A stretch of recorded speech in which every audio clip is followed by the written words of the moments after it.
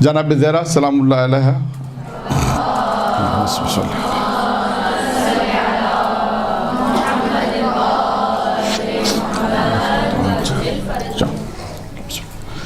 کی شادی جب امیر المومنین سے ہوئی، ٹھیک ہے، اس کے بعد مدینے کی عورتیں جناب زہرا سے کیا کہتی آنے کے بعد، شادی کے بعد؟ کیونکہ یہ ہو سکتا ہے کہ ہمارے معاشرے میں بھی چیز ہوتی ہے، تو اب یہاں پہ جناب ختیجہ تو تھی نہیں، تو پیغمبر اسلام کے پاس جناب زہرا آتی تھی، یعنی کیا مطلب کہ مدینے کی عورتیں جناب زہرا کو کیا طعنہ طنز کرتی تھی؟ یہ ایک سوال ہے، ایک سوال ہے کہ وہ کیا کہتی تھی انہیں، کہ وہ آ کے پیغمبر کے بعد آ کے روتی تھی۔ یہ بحر الانوار کی روایت ہے، جلد نمبر 3، اس میں آپ جناب زہرا کے یہ حالات دیکھیں گے تو آپ کو یہ روایت وہاں ملے گی، مختلف جگہوں پہ روایتیں ہیں کہ جس میں جناب زہرا کو جب مدینے کی عورتیں طعنہ دیتی تھیں، طنز کرتی تھی، تو وہ روتی تھی اور پیغمبر کے پاس آتی۔ وہ طعنہ کیا دیتی تھی؟ وہ طعنہ یہ دیتی تھی کہ تمہارے والد گرامی نے، تمہارے بابا نے تمہاری شادی ایک ایسے مرد سے کی جو فقیر ہے، معاذ اللہ، یہ میں ان کا الفاظ کوٹ کر رہا ہوں، جو فقیر ہے، جو پیسے والا نہیں ہے، جو دولت مند نہیں ہے، اور ایسے شخص سے شادی، اب تم زندگی کیسے بسر کرو گی؟ اچھا، اب کیا یہ چیز ہمارے معاشرے میں نہیں ہے؟ اگر کوئی خاتون اپنی بیٹی کی شادی کسی مرد سے کسی لڑکے سے کر رہی ہے، یعنی کسی لڑکے سے اس نے رشتہ طے کیا، اور ماں باپ یہ جانتے ہیں کہ لڑکا اچھی سیرت والا ہے، ٹھیک ہے، کم پیسے کمائے گا لیکن اخلاق اچھا ہے، کردار اچھا ہے، جو تمام شرائط رشتہ دیکھتے وقت روایتوں میں چیزیں ماں باپ نے وہ تمام شرائطیں دیکھی ہیں۔ یہ بھی میں آپ کو بتا دوں، بہت ساری چیزیں ہیں رشتہ کرتے وقت، کچھ چیزیں ہیں کہ اپنی بیٹی کا جب رشتہ کرو تو ان چیزوں کو دیکھو لڑکے کے اندر۔ تو ان ماں باپ نے طے کیا اور ایک مثلا منگنی کر دی، نکاح کر دیا، آج کے اسلام میں منگنی کر دی اور بات، یا نکاح بھی کر دیا فرض کرتے ہیں، یا کیونکہ شادی کر دی تو پھر اب تو ہمارے معاشرے میں تو یہ مشکل ہے، شادی کرنے کے بعد تو مشکلات زیادہ بڑھ جاتی ہیں، خدا نہ خاصہ اگر بات میں کوئی کہے تو مشکل ہوتا ہے۔ تو اب اگر کوئی آپ سے آ کے کہے تو آپ کا کیا ریئیکشن ہونا چاہیے؟ بیٹی اگر اپنی ماں سے آ کے کہتی کہ مجھے مطلب اس طرح ملی ہے، باہر سے لوگوں نے خبر دی ہے، اب یا تو اس بیٹی کے پاس علم ہوگا، دین ہوگا، تو ماں باپ کی اس بات کے اوپر وہ اطمینان اور یقین رکھے گی کہ میرے ماں باپ نے میرے لیے جو فیصلہ کیا ہے وہ بہتر فیصلہ۔ یہاں پہ بھی ایسے ہی ہے، اب آپ کہیں گے کہ جناب زہرا کو یقین نہیں تھا، جناب زہرا کو یقین تھا، لیکن یعنی آنے کے بعد جو بات کہی ہم تک کچھ باتیں پہنچانے کے لیے، کہ جب جناب زہرا کو طعنہ دیا، طنز کیا، تو اس کے بعد جناب زہرا کس کے پاس آئیں؟ پیغمبر اسلام کے پاس، اور آ کر کہنے لگی کہ مجھے مدینے کی عورتیں کہ طنز و طعنہ دیتی ہیں کہ تمہارے بابا نے ایک ایسے شخص، مفلس شخص سے تمہاری شادی کر دی۔ اب رسول خدا نے کہتے ہیں جناب زہرا کا ہاتھ پکڑا اور بلایا اور فرمایا کہ کہ ایسا نہیں ہے، بلکہ میں نے تمہاری شادی ایک ایسے شخص سے کی ہے کہ جو علم میں سب سے زیادہ ہے، اور جو اسلام لانے میں بھی سب سے پہلے ہے، جو اسلام لانے میں سب سے پہلے ہے، علم میں سب سے زیادہ ہے، علم میں سب سے زیادہ ہے۔ اس کے بعد فرمایا، اب یہ چیزیں مختلف روایتوں میں کیا فرمایا، کیا تمہیں معلوم نہیں ہے کہ میرا بھائی یعنی امیر المومنین جو ہے وہ میرے بھائی ہیں دنیا اور آخرت میں، جسے میں نے تمہاری شادی کی ہے وہ کون ہے دنیا اور آخرت میں؟ میرے بھائی ہیں۔ اور یہ سن کے جناب زہرا مسکرائیں اور عرض کیا، یا رسول اللہ میں اس پر راضی ہوں۔ پھر ایک اور روایت ہے کہ میں نے تمہاری شادی ایسے شخص سے کی جو میرے خاندان میں مجھ سے سب سے زیادہ محبوب ہے۔ پھر اس کے ایک اور روایت ہے کہ حضرت نے فرمایا جناب زہرا کے سوال کے جواب میں کہ بیٹی خدا کی قسم میں نے یہ شادی نہیں کی بلکہ یہ تجویز تو خدا نے کی ہے۔ یعنی ایک روایت میں یہ بھی ہے کہ پیغمبر اسلام نے کہا یہ شادی، یعنی روایت میں یہ ہے کہ دنیا میں عقد سے پہلے آسمان پر یہ عقد ہوا تھا۔ ٹھیک ہے، اب آگے چلتے ہیں۔ اس کے بعد اے فاطمہ سنو، پھر اس کے بعد کہا کہ اللہ تعالیٰ نے پورے روئے زمین پر نظر ڈالی اور اس نے تمہارے شوہر علی کا انتخاب کیا ہے۔ یعنی بعض روایت میں یہ کہ سب سے پہلا انتخاب پیغمبر اسلام کا انتخاب کیا، ایک اور روایت میں بھی ہے جب اللہ نے دنیا میں نظر ڈالی تو سب سے پہلا انتخاب کس کو کیا؟ حضرت محمد صلی اللہ علیہ وسلم۔ دوسرا انتخاب کس کو کیا؟ حضرت علی علیہ السلام. اور تیسرا انتخاب کیا جناب زہرا صلی اللہ علیہ وسلم. یہ بھی ایک روایت میں موجود ہے. پھر اس کے بعد فرمایا کہ تمہارے شوہر کا انتخاب کیا. پھر مجھے بذریعہ وہی حکم دیا کہ ان کا نکاح کر دو. یعنی خدا نے مجھے حکم دیا ہے کہ میں دنیا میں تمہارا نکاح امیر المومنین سے کروں. اے فاطمہ کیا تمہیں معلوم نہیں ہے کہ اللہ تم پر کتنا کرم ہے اور تمہاری تجویز شادی ایک ایسے شخص کے ساتھ کرنے کو حکم دیا جو اسلام میں سب سے مقدم ہے, حلم میں سب سے آگے ہے اور علم میں سب سے زیادہ. یہ سن کے جناب زہرا مسکرائیں اور خوش ہو گئیں. پھر اس کے بعد اور آگے چلتے ہیں. پھر اس کے بعد اب دیکھیں پیغمبر اسلام یہاں پر کیا کر رہے ہیں. پیغمبر اسلام یہاں پر جناب زہرا سلام اللہ علیہ جب آتی ہیں تو امیر المومنین کے فضائل یہ بیان کرتے ہیں کہ میں نے اگر تمہاری شادی جس کے ساتھ کی ہے علم, حلم, اسلام, میرے نزدیک سب سے زیادہ محبوب, خاندان میں سب سے زیادہ محبوب, میرا بھائی, یعنی تمام وہ صفات یا وہ تمام فضیلتیں بیان کر رہے ہیں. پھر آئیے آگے. پھر فرمایا حضرت محمد صلی اللہ علیہ وسلم نے فرمایا کہ وہ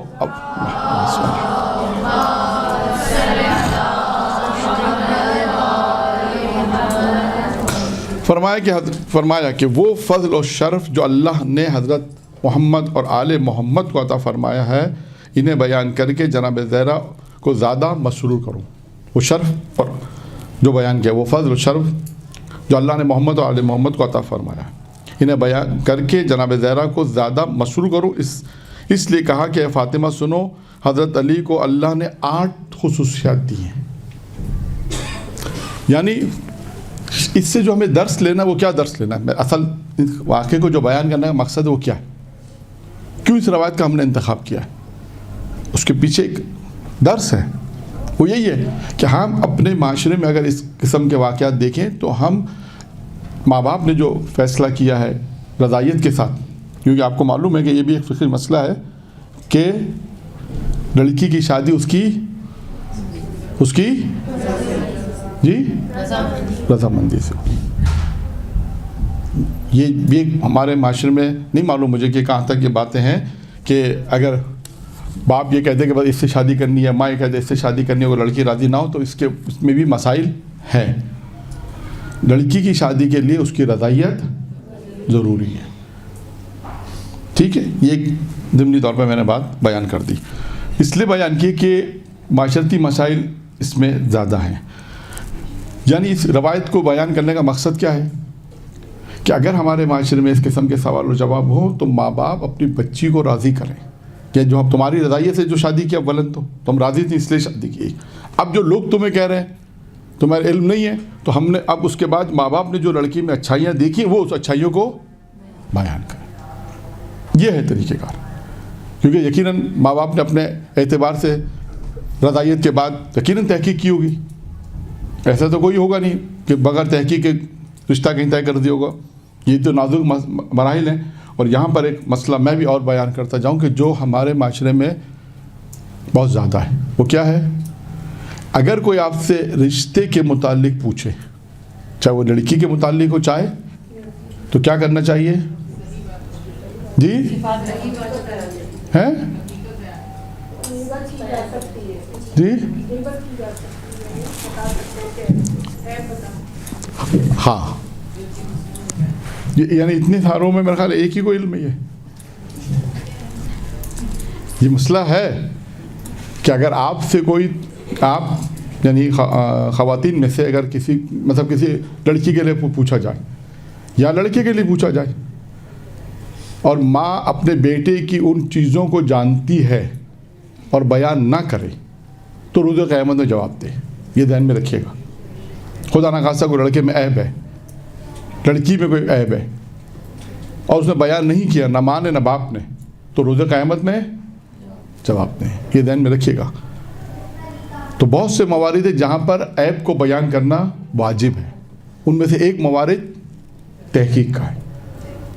جسے کہتے ہیں تحقیق کے موقع پر, اگر شادی کے موقع پر اگر کوئی ایسا لڑکے میں کوئی عیب ہے جو بیان کرنا سامنے والے کے لیے ضروری ہے تو اسے بیان کرنا ضروری ہے. یہ نہیں کہیں گی ماں کہ شادی کر دو, اس کی لڑکی آئے گی تو اس کو صحیح کر دے گی, جو معاشرے میں رائج ہے. اپنی بیٹی کی برائیوں کو یا بیٹی کی مثلاً جو بھی ہے معاشرے میں مسائل کیوں ہوتے ہیں, کبھی آپ نے اس پہ اگر آپ سوچیں گے تو اس کو شاید آہستہ آہستہ اس نتیجے پہنچیں گے کہ ہم نے شاید اول انصاف نہیں کیا تھا, جس کی بنا پہ آج یہ مسائل ہو رہے ہیں. شادی تو کر دی, لڑکے نے کہا کہ ٹھیک ہے, لڑکی نے کہا ٹھیک ہے, جو بھی ہوا مثلاً, لیکن بعد میں پتہ چلتا ہے کہ خدا نخواستہ یہ پرابلم ہے, تو پھر وہ پرابلم ساری زندگی رہتے ہیں اور خدا نخواستہ اس کے بعد پھر مسائل آگے بڑھ جاتے ہیں. تو کہنے کا مقصد صرف یہی ہے کہ ان روایت کو بیان کرنے کا جو اصل مقصد تھا وہ یہی تھا کہ معاشرے میں ماں باپ جو بھی رشتہ طے کرتے ہیں, چاہے لڑکی کا ہو چاہے لڑکے کا ہو, وہ اپنے اعتبار سے پوری کوشش کرتے ہیں 100%. یعنی آپ کچھ جو لوگ اس معاملے میں ہیں ان کو معلوم ہے کہ ان کو اگر ذرا سا بھی ڈاؤٹ ہو جاتا ہے نا کہ یہ لڑکا مثال کے طور پہ ہماری لڑکی کو خوش نہیں رکھے گا, ایک ڈاؤٹ بھی آ جاتا ہے تو وہ رشتہ نہیں کرتے, اس لیے کہ ان کو پتہ ہے کہ یہ خدا نہ خواستہ تکلیف دے گا, پریشان کرے گا, جو بھی ہو سکتا ہے. تو خیر اس روایت کو بیان کرنے کا ایک مقصد یہ تھا کہ معاشرے کے اندر جو پرابلمس کریٹ ہوتے ہیں اس کو ہمیں سولو کرنا چاہیے. شادی سے پہلے کی کیا مسائل ہیں, شادی اگر نکاح کر دیا یا شادی کر رہے ہیں اور بیٹی اگر یہ کہے کہ آپ نے میری رشتہ ایسے کیا کہ خاندان والے تو یہ کہہ رہے ہیں, تو اس وقت ماں باپ یہ جواب دے کہ ہم نے تمہارا رشتہ فلاں لڑکے سے کیا ہے تو اس کے اندر یہ کوالٹی ہے. یہ ہے اس کا جواب جو پیغمبر اسلام نے جناب زہرا سے کہا. ٹھیک ہے, اور یہ بھی دیکھیے گا کہ اس کو میں صرف یہیں پہ محدود روک رہا ہوں, ورنہ جناب ختیجہ کی زندگی کا بھی اگر آپ مطالعہ کریں تو وہاں بھی آپ کو رشتے کے حوالے سے بھی یہی تھا. جب پیغمبر سے شادی کی تھی تو مکہ کی عورتوں نے بائیکاٹ کر دیا, اور اس کے بعد کیا مسائل پیش آئے وہ بہار الانوار کی جلد نمبر 3 پہلے صفحے پہ آپ کو اس کا سوال کا جواب مل جائے گا. ٹھیک ہے, اب اللہ کے رسول نے جناب زہرا سے کہا کہ حضرت علی کی 8 خصوصیت یہاں پر بیان کی. نمبر 1, اللہ اور اس کا رسول پر ایمان لانا.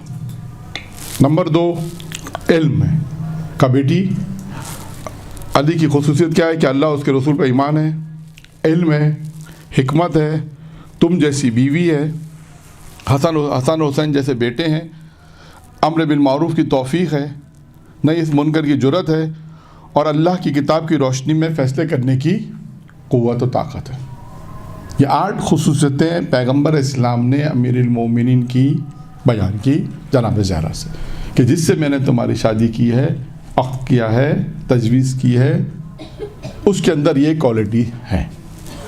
ٹھیک ہے, امر بالمعروف کی توفیق, نئی منکر کی جرت, اور آخری اللہ کی کتاب کی روشنی میں فیصلے کرنے کی قوت عطا کی. یہ صفتیں.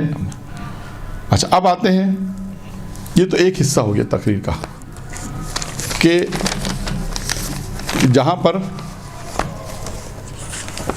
جناب زہرا نے سوال کیا تھا کس سے, پیغمبر اسلام.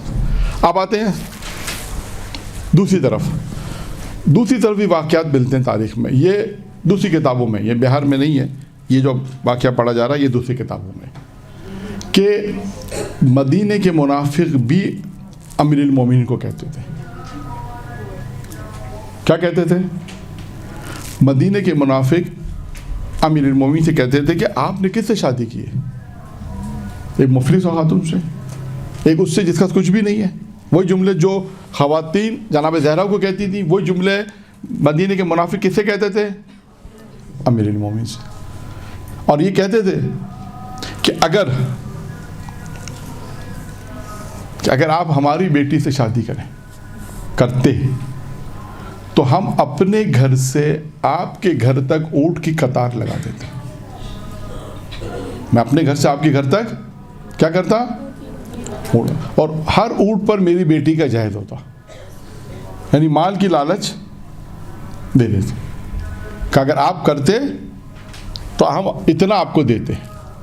اب یہاں پر دیکھیے, یہاں پہ لڑکوں کے لیے سوال, اب پیغام یہاں پہ لڑکوں کے لیے کہ اگر کسی نے ایسی لڑکی سے شادی کی جو ہو سکتا ہے ظاہری اعتبار سے, مالی اعتبار سے شاید مستحکم نہیں ہے, لیکن پتہ چلا کہ بے دیندار ہے, مذہبی ہے, متدین ہے, تمام وہ چیزیں جو دین کی ضرورت ہے وہ اس کے پاس ہے, ٹھیک ہے, مال نہیں ہے, تو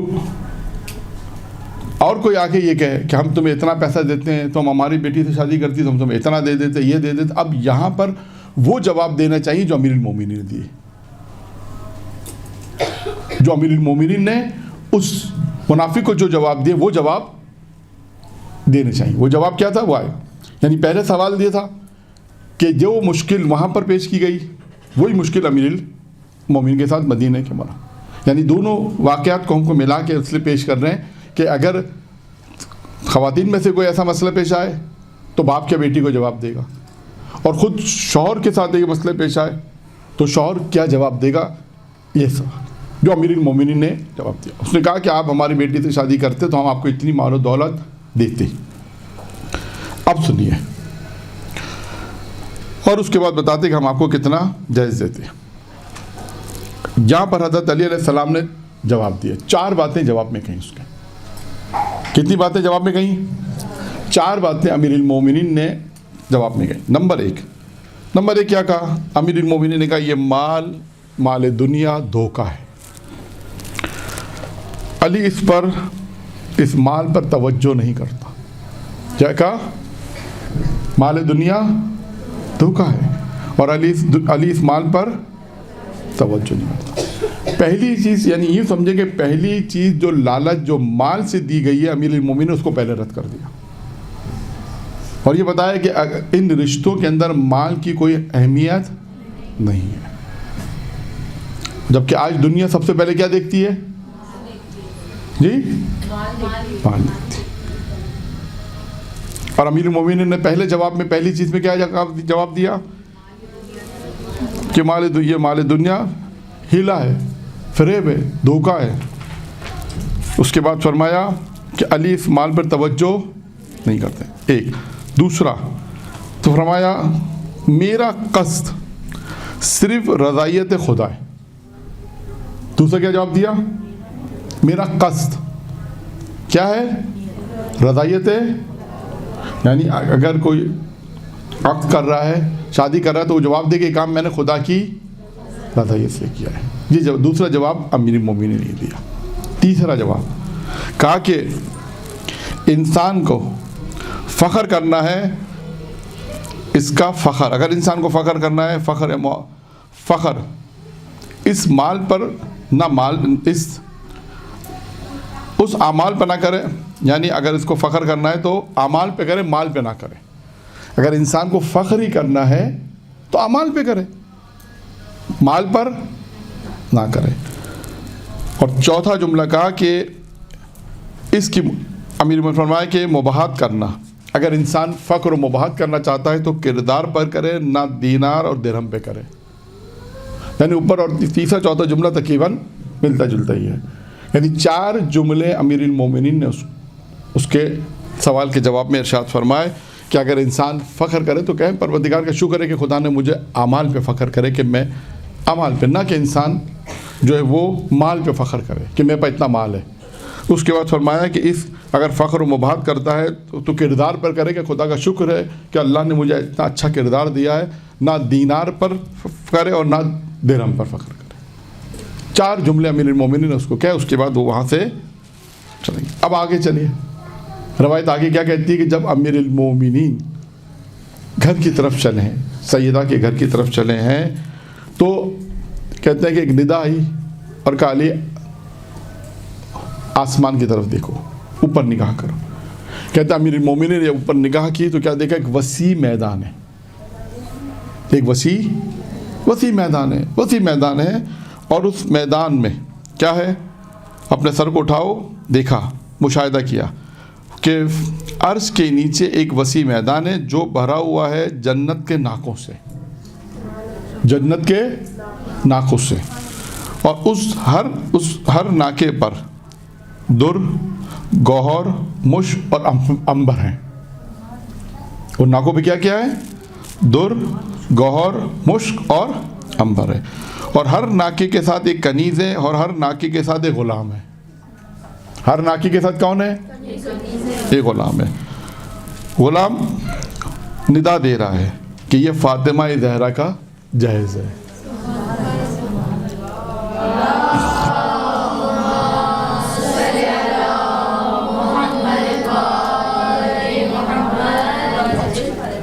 यानी परवरदिगार आलम ने अमीरुल मोमिनीन को वो चीज़ें भी, यानी उस देखें यानी क्या था कि ये अमीरुल मोमिनीन ने उसको ठुकराया, तो अब अल्लाह ने अमीरुल मोमिनीन को बताया कि अगर जहद दुनिया के एतबार से आपने जो जहद सुना वो मुख्तसर है, जो किताबों में लिखा है, 15, 16, 18 चीज़ें थी जो मुख्तसर है, ठीक है ना। अब बताया ये कि देखो अर्श के नीचे मैदान में, वसी मैदान में देखो जन्नत के नाके हैं और हर नाके के आगे कनीत और गुलाम है और हर नाके पे ये चीज़ें लदी हुई हैं। बताया था दुर, गौहर, मुश्क, अंबर, ये तमाम चीज़ें उस नाकों पर हैं। और क्या कहा निदा, गुलाम क्या निदा दे रहा है, ये फातिमा ज़हरा का जहेज़ है। फिर उसके बाद कहते हैं कि हज़रत अली अलैहिस्सलाम ने सबको मुशाहदा किया, खुश हुए और बाद में हज़रत ज़हरा के हुजरे यानी अपने घर तशरीफ़ लेकर आए। और उसके बाद लिखा कि जनाब ज़हरा ने एक जुमला कहा, जनाब ज़हरा ने जुमला कहा, अमीरुल मोमिनीन से कहा कि मैं जानती हूँ कि आपको मदीने के मुनाफिक क्या कहते थे और आपको अल्लाह ने मेरा जहेज़ भी दिखा दिया। और अभी मैंने एक बात कही थी कि इल्म फातिमा ज़हरा, वो इस वाक़े से आपके सामने और रोशन हो गया। यानी इसको जुमले को अगर हम खिताबत में अगर बयान करें तो इस तरह बयान करेंगे कि जो मंज़र अली घर के बाहर देखते हैं, फातिमा घर में बैठ के देखते हैं।